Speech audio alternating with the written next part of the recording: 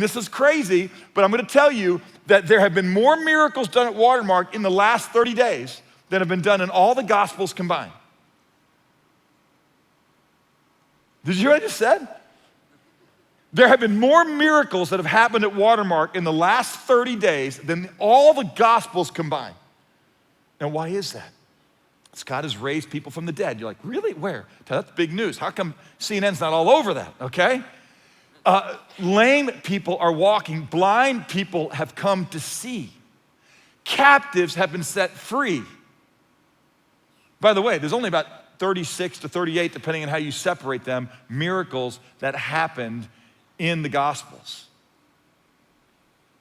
We had 22,000 people who gathered with us Easter weekend here. So many folks were at Watermark. People that have a relationship with God, who love him, who abide with him. Now, not all 22,000 by a long shot knew him, but let's just say half of us did. 11,000 of us already really knew Jesus and are his disciples and walk with him. Jesus said in John 14, you guys are gonna do greater things that I've done, not in scope, but in number and in kind.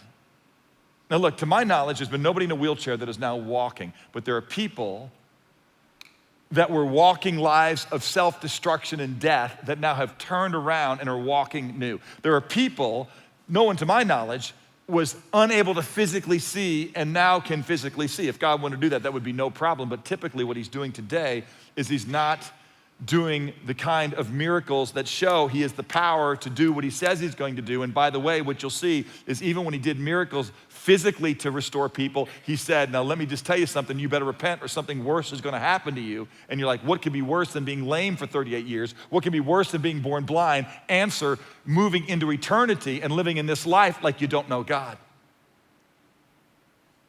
And so anything he did in the physical realm was to show them that he had spiritual authority, because nobody can do anything to alter the physical realm except somebody who's above the natural order, somebody who is supernatural, somebody who is divine. And so he said, so that you might know that the Son of Man has authority in heaven and earth to forgive sins, I say to you, I'm gonna do this right here, right now in a way that's gonna make your head spin. Take up your pallet and walk. So what we have done is what he has done, and we proclaim that Jesus is the one that can forgive sins. And it is a miracle, my friend, when people who thought that they were supposed to work their way to God, all of a sudden stop working their way to God and are set free by grace and the gospel. People who all they did is walk according to a way which seemed right to man and was gonna end death, now start walking in a way that is a blessing and a source of life to others. People that were captive to sin and death and deceit are now walking in freedom and truth and light. That, my friend, is a miracle. That's what I'm talking about. And just like the early disciples got to run around the lake there in Galilee and say, you gotta come up here and see this. I'm running around this city and this world telling me, come here, you gotta see this. You won't believe this. Come and see what God is doing. Here are a group of people and they're getting after it and it's amazing.